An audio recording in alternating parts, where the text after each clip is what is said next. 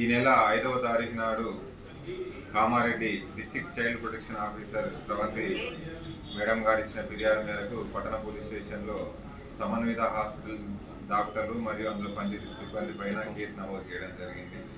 Case వివరాలు ఏమనగా, సమన్విత హాస్పిటల్లో తాడవాయి మండలం చిట్యాల గ్రామానికి చెందిన ఒక అమ్మాయి ప్రసవానికి వెళ్ళడం, ఆ తర్వాత ఆ పుట్టిన బిడ్డను వేరే వాళ్ళకు అమ్ముకున్నారని, ఈ విషయాన్ని ఆమె భర్త అయినటువంటి Mahesh 1098 child help line number ద్వారా వాళ్ళకి ఇన్ఫార్మ్ చేయడం వల్ల వాళ్ళు వచ్చి మనకు దరఖాస్తు ఇవ్వడం జరిగింది.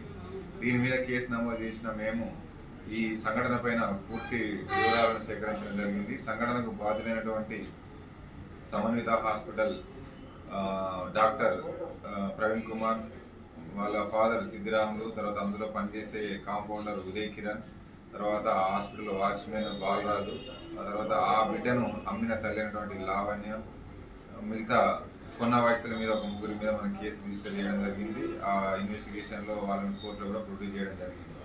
అయితే సంఘటన ఏంటంటే, ఎవరైతే ఈ అమ్మాయి లావణ్య ఉందో ఆమెకు పుట్టబోయే బిడ్డ ఉండడం వల్ల భర్తతో దూరంగా ఉండాల్సి వస్తుందనే ఉద్దేశంతో ఆ బిడ్డను అన్వాంటెడ్గా ఆ బిడ్డను వద్దనుకోవడము, అదేవిధంగా గర్భాన్ని కూడా తీసేయాలనుకోవడము.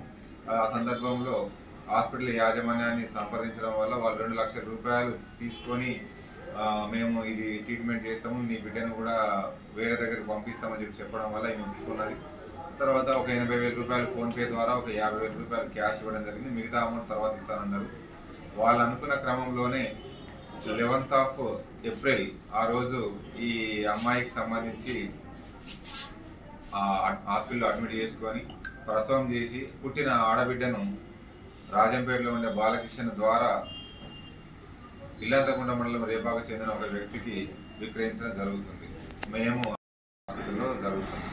ఈ సంఘటనకు బాధ్యులైన వీళ్ళందరి మీద మనం కేసు రిజిస్టర్ చేసి వాళ్ళను కోర్టులో ప్రొడ్యూస్ చేయడం జరిగింది. అదేవిధంగా జిల్లా కలెక్టర్ గారికి, తర్వాత డిఎంహెచ్ఓ గారికి నివేదికను కూడా పంపడం జరిగింది. ఇంతకుముందు కూడా లోగడ వీళ్ళే అంటే ఈ డాక్టర్ సిద్ధిరాములు వాళ్ళ సంబంధించిన వ్యక్తులు కౌసల్య హాస్పిటల్ అనే పేరు మీద 2021లో ఒక హాస్పిటల్ నడిపిస్తూ లింగ నిర్ధారణ పరీక్షలు చేస్తున్నారనే ఆరోపణలపై అప్పుడు కేసు రిజిస్టర్ చేయడం జరిగింది. అది కేసు అనేది కోర్టులో నడుస్తుంది. ఆ తర్వాత ఇప్పుడు వాళ్ళు అదే హాస్పిటల్ పేరును మార్చి సమన్విత హాస్పిటల్గా మార్చుకొని ఈ మళ్ళీ అట్లాంటి కార్యకలాపాలు చేస్తున్నారని వెల్లడైంది. Thank you.